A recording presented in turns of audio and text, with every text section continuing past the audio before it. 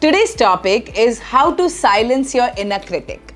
Hi, my name is Dr. Meghana Dikshit. I'm the author of the book You Matter and Brain and Performance Expert. If you're someone who is constantly back-talking to yourself that you're not good enough, maybe you'll not be able to work around this, you're not capable enough, people don't trust me, I don't get opportunities. If your inner dialogue is very, very critical, then this video is for you. But before that, make sure that you subscribe to the channel, hit the bell icon so that you get the fresh video every single time we post it. Now let's dive deeper into today's topic to understand how to overcome self-criticism. And if you're someone who's overly critical about yourself, type I in the chat box so that I know you're part of this journey with me. Now, why I'm saying you're part of this journey with me? This is one of the hardest journeys that I walked on this planet since the birth and since the time that I was working on myself for many, many years now to overcome my negative beliefs, to overcome my negative challenges and stuff like that. And why did I develop the critical dialogue inside me?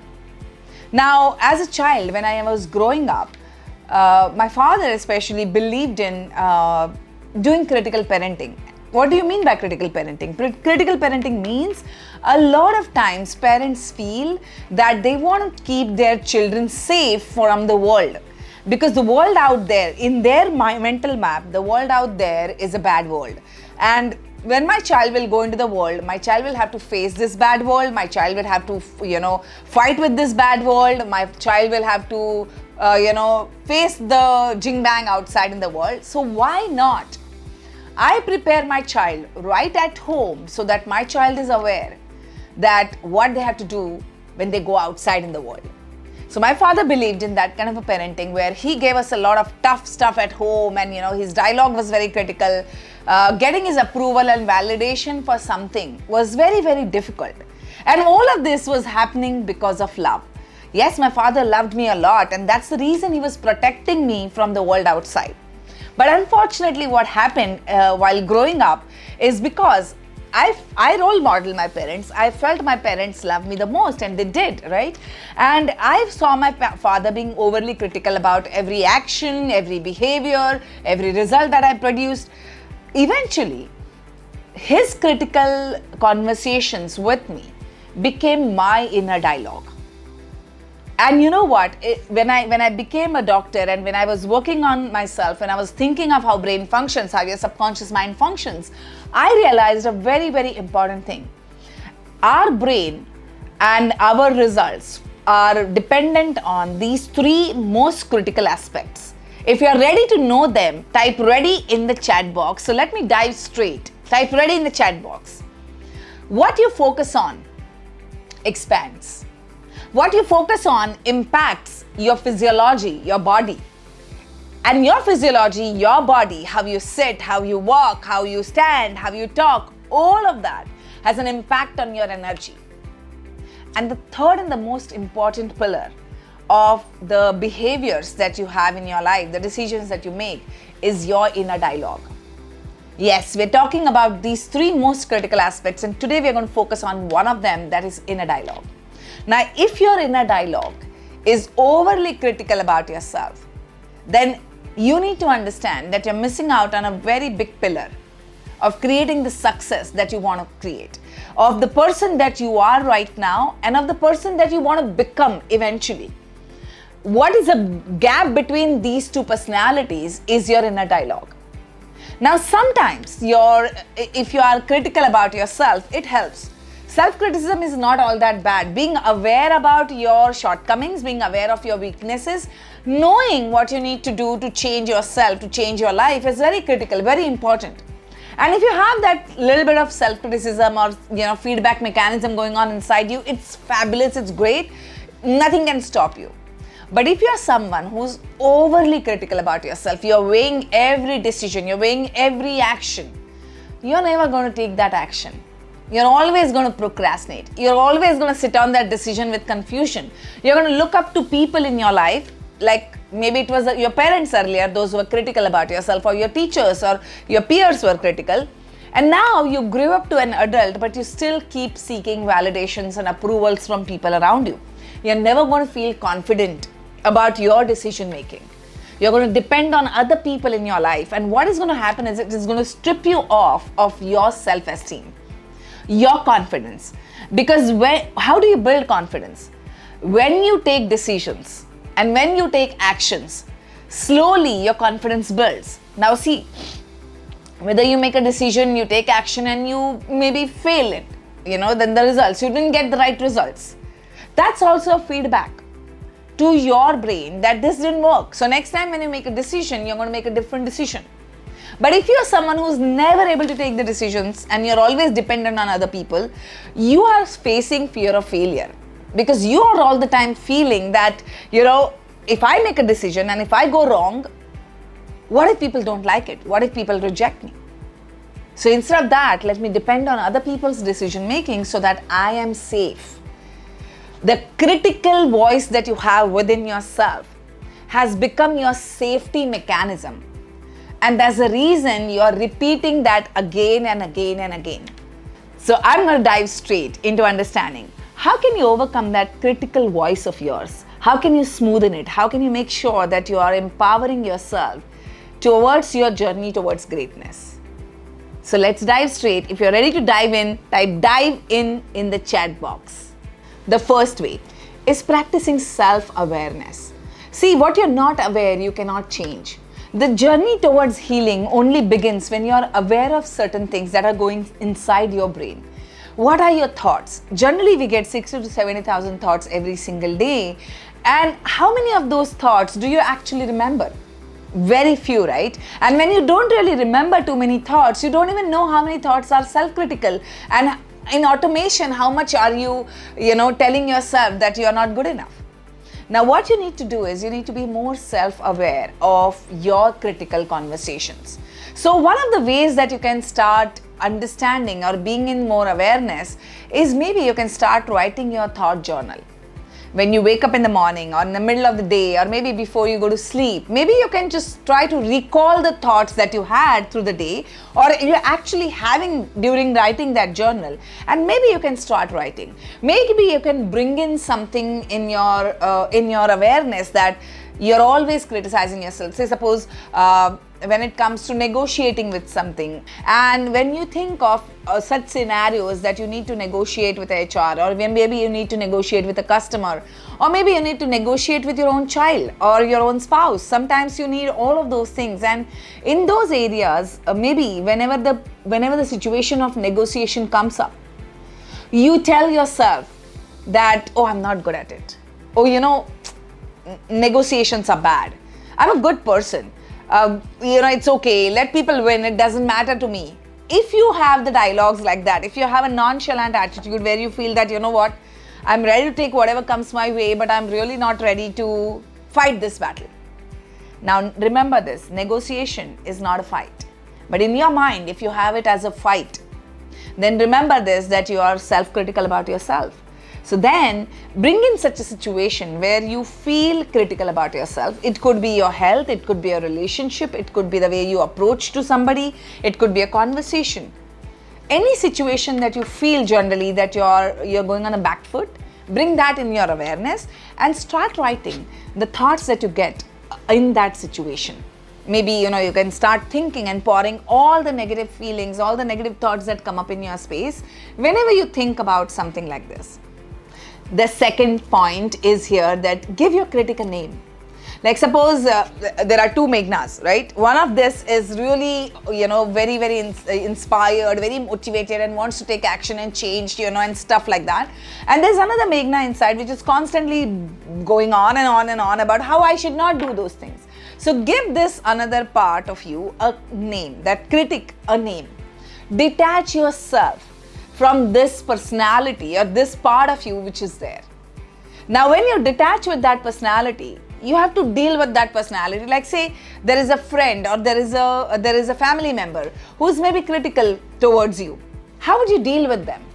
Would you shoo them off? Would you ask them to keep quiet? Or would you tell them that, leave me alone, right now I don't have time, we'll discuss this later on? Or would you be more compassionate and say, hey, I understand your point of view, thank you for sharing it, but I'm going to do it anyway. How would you like to deal with someone who's overly critical about yourself? Similarly, you have to deal with your own critic. So you have to give it a name, separate it from your major identity who wants to go ahead and change your life. Separate it. It's not your whole of personality, it's a part of your personality. So name it something and put in the chat box, what would you like to name your critic? What would it be? Like for me, I would give it a name that, hey doll.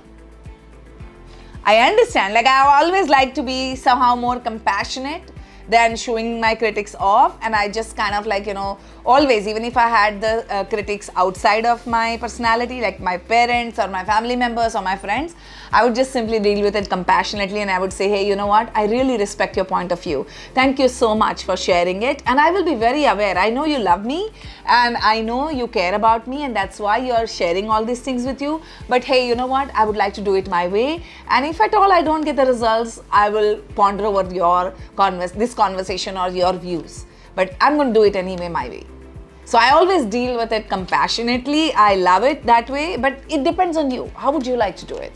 Let me know in the chat box. What name are you going to give to your inner critic?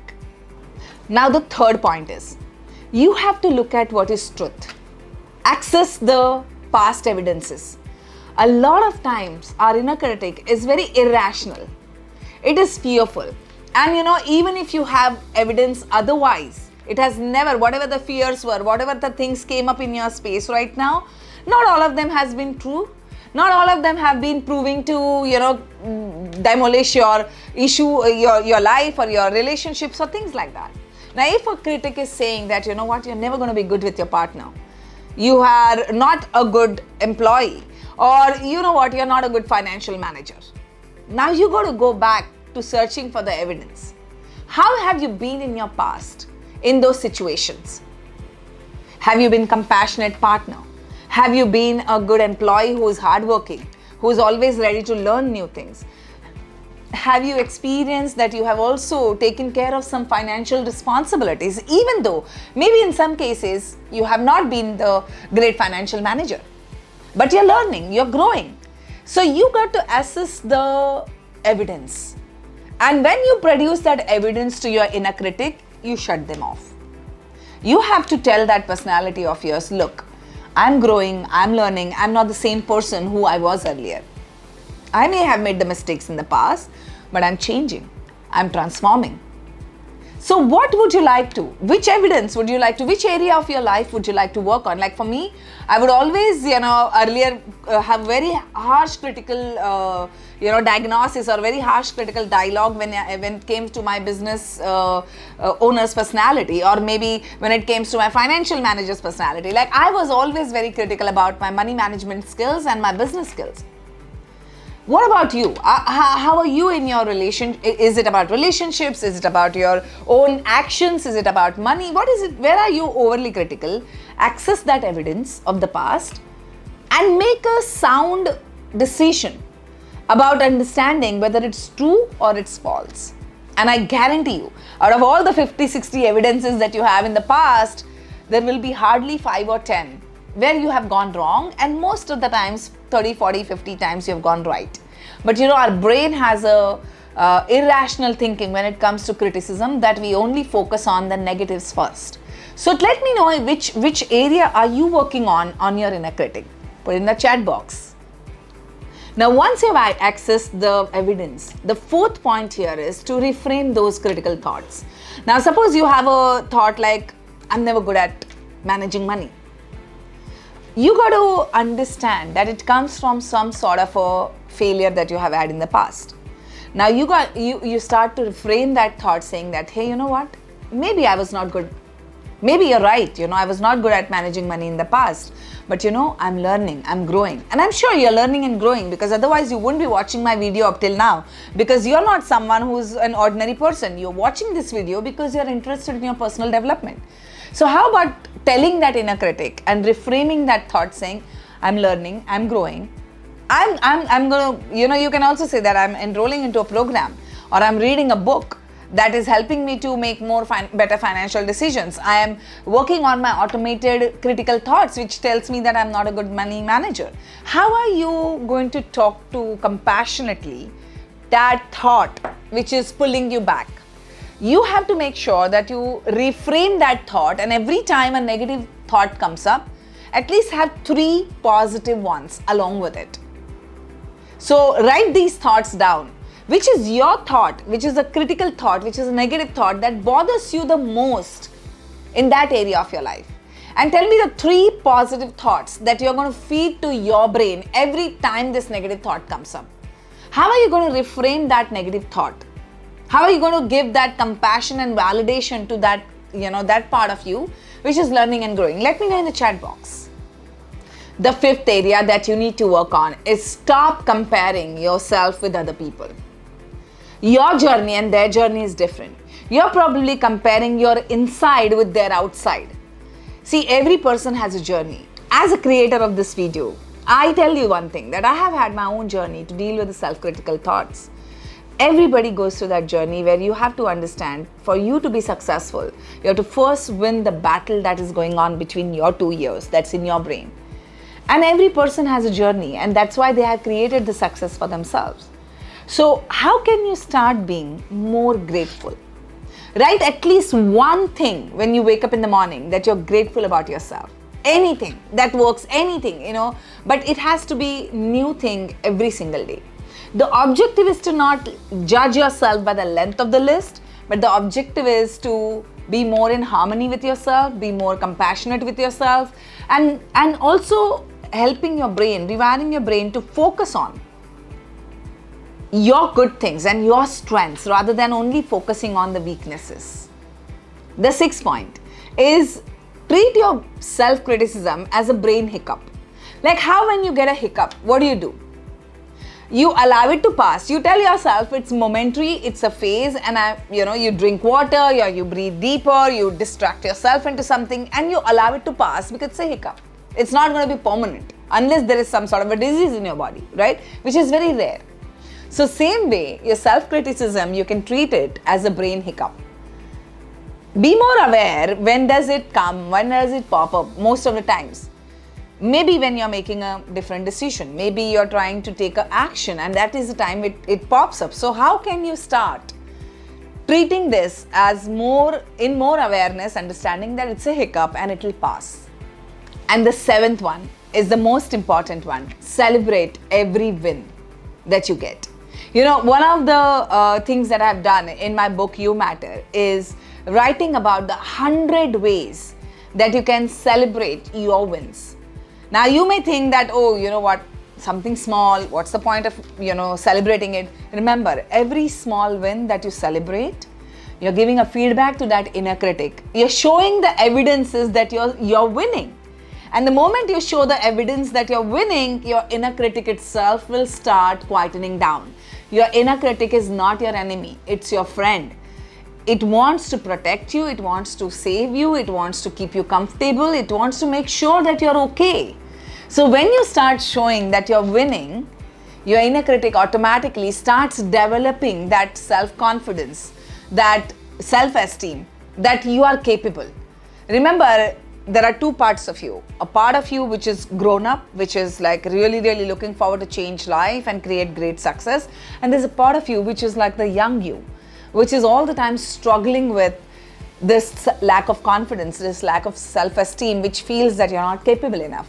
And remember, this conversation or these kind of, 2 parts of you, everybody has. It's not just you.